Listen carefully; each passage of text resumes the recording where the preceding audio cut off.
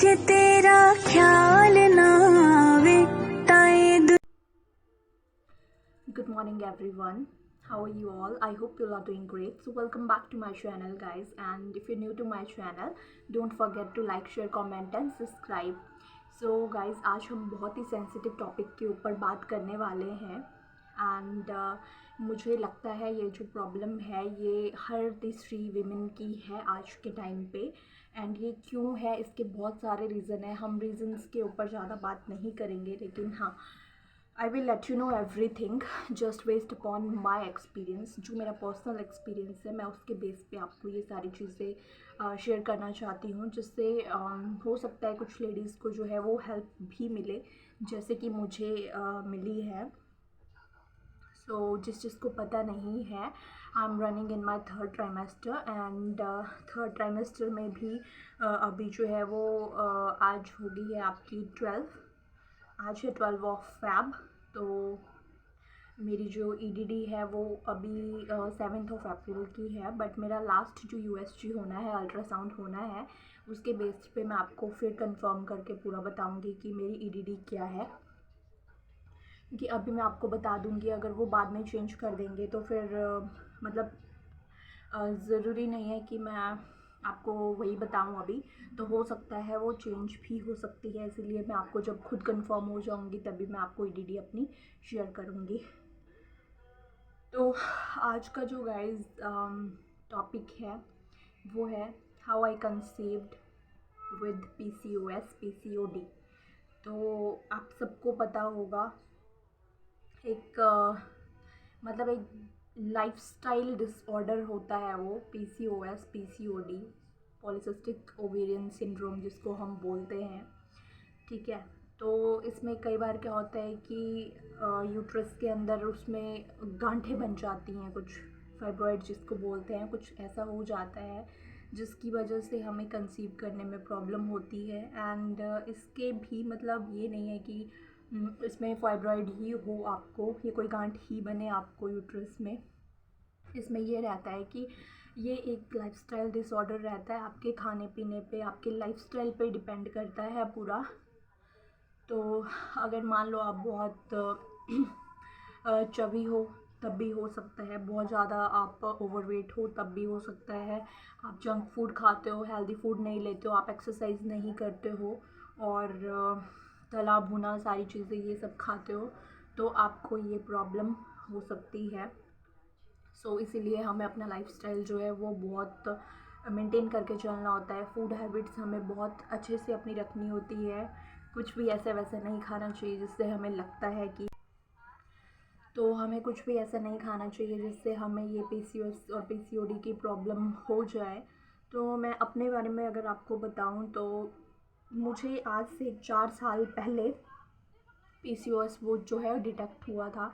उस टाइम मैं जॉब कर रही थी, तो दिल्ली में मुझे ये हुआ कि मुझे जैसे मेरी मंथली साइकिल थी वो पूरी डिस्टर्ब रहती थी, कभी आती थी कभी नहीं आती थी, कभी 2 डेज़ के लिए वो स्टे रहेगी, कभी 3 डेज़ के लिए, कभी 7 डेज़ के लिए। तो मुझे बहुत प्रॉब्लम होने लगा था उस चीज़ से, और मेरे फेस पे इतने ज़्यादा पिंपल्स हो गए थे, इतने ज़्यादा पिंपल्स हो गए थे, मैं क्या बताऊँ।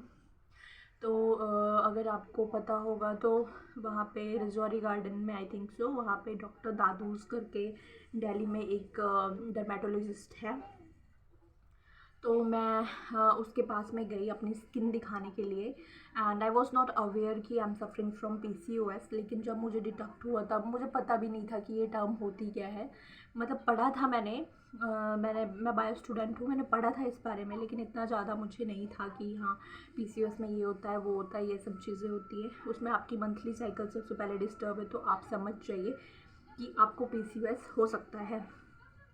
सो जल्दी से आप अपनी गायनी के पास जाइए और ये चीज़ जो है वो क्लैरिफाई कीजिए कि हाँ आपको पीसीओएस हो है या नहीं है। तो मैं डॉक्टर दादू के पास गई, तो वहाँ पे मेरा पीसीओएस जो है वो डिटेक्ट हो गया। एंड वहाँ पे मुझे उन्होंने आई थिंक 2 मंथ्स के लिए मेडिसिन दिया था। मैंने वो मेडिसिन खाया, बहुत हैवी भी होती थी, मुझे ड्यूटी भी करनी होती थी, तो मैं मतलब नींद में ही रहती थी मोस्ट ऑफ द टाइम उस वजह से। फिर अभी जो है वो मतलब लास्ट ईयर में 2022 में जो है मेरी मैरिज हुई थी।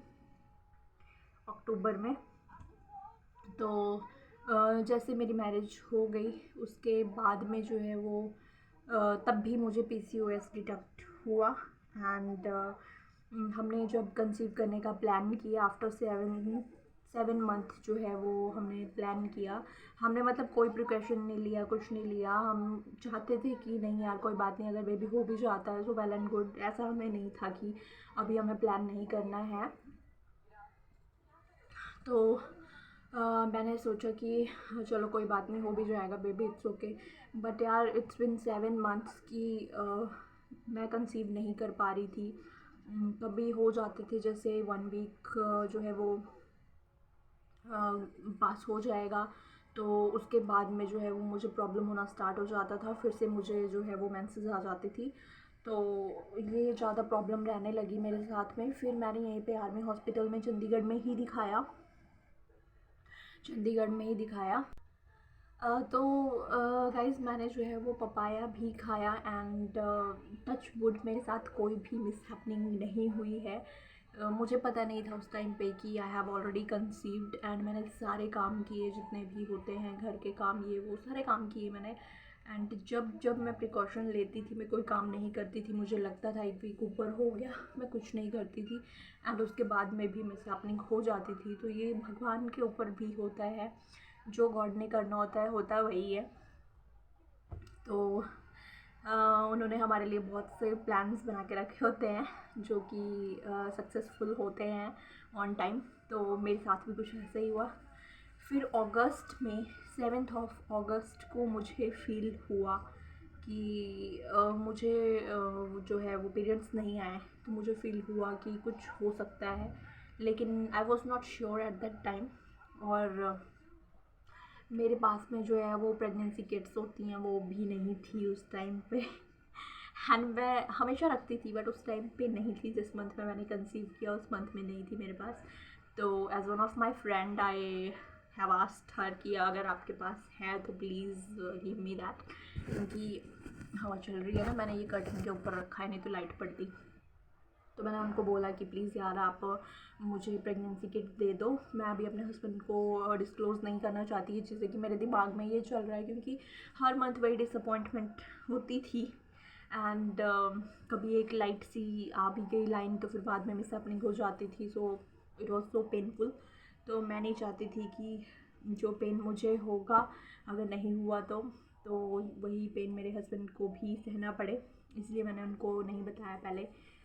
जब मैं कंफर्म हो गई मैंने अपनी उससे फ्रेंड से लिया वो kit and I have checked and it was 2 dark positive lines. And मैं मतलब बिलीव नहीं कर पा रही थी उस टाइम पे when I have seen that kit कि मैं मतलब मुझे लग ही नहीं रहा था कि हाँ आई हैव ऑलरेडी कंसीव्ड। तो मैंने फिर कुछ नहीं किया। नेक्स्ट डे मॉर्निंग संडे था तो मेरे हस्बैंड यहाँ पे लेटे हुए थे एंड मैं लगी हुई अपने नेक्स्ट डे भी वही काम करने में। I have checked with 5 kids, can you believe that, with 5 kids to make sure कि नहीं मैंने कंसीव कर लिया है। तो जब मैंने 5 किड्स के साथ में कर लिया अपना चेक, 3 बजे भी उठी मैं, बोलते ना मॉर्निंग यूरिन सैंपल चाहिए होता है। And that I woke up at 3 AM to check that thing. तो मैंने वो भी चेक किया।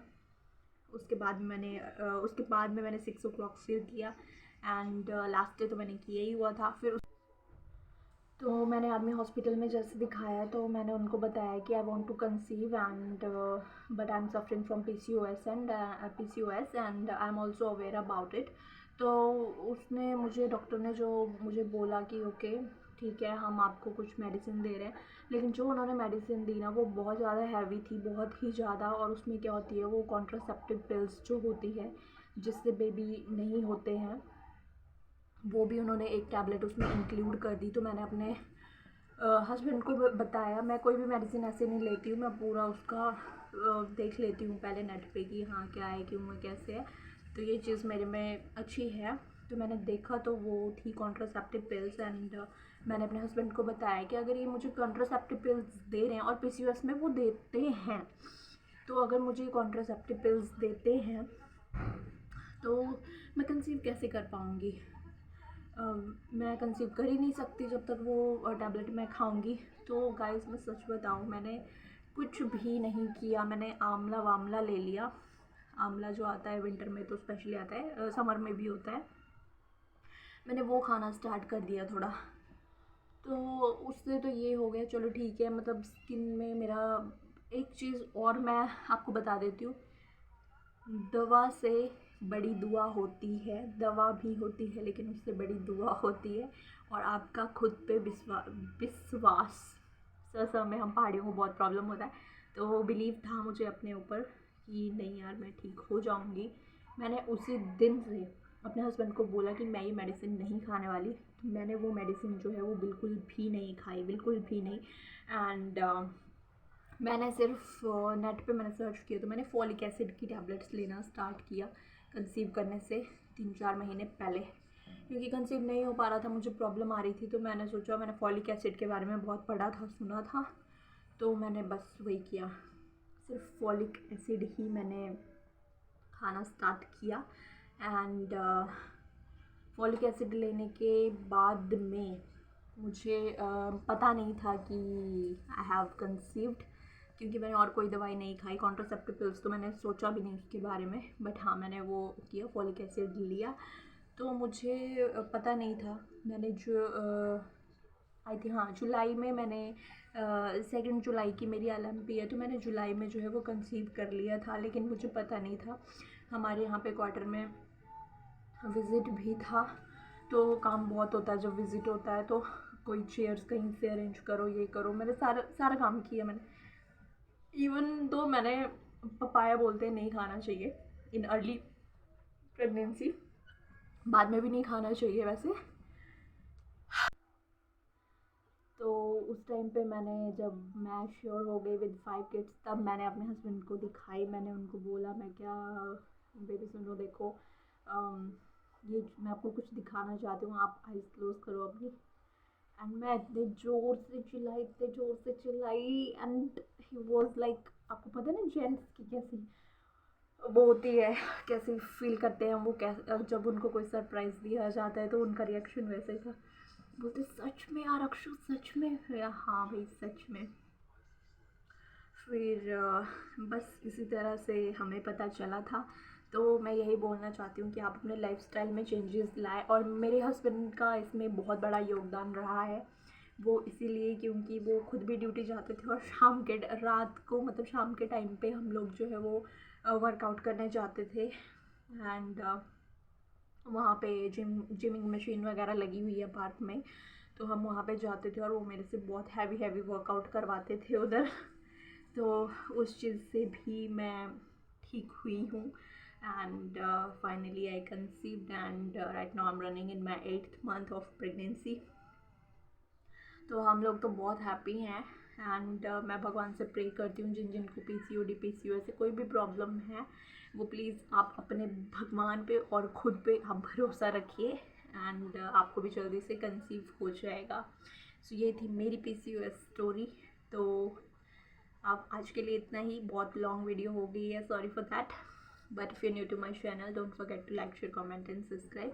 देखो यार, सब्सक्राइब करना तो बनता है। इतनी ब्रेथलेस हो रही हूँ फिर भी आपके लिए वीडियोस बना रही हूँ, सो प्लीज़ सब्सक्राइब तो बनता है। आपसे मिलेंगे एक नई वीडियो के साथ। Till then bye bye, take care, stay safe, love you all, bye.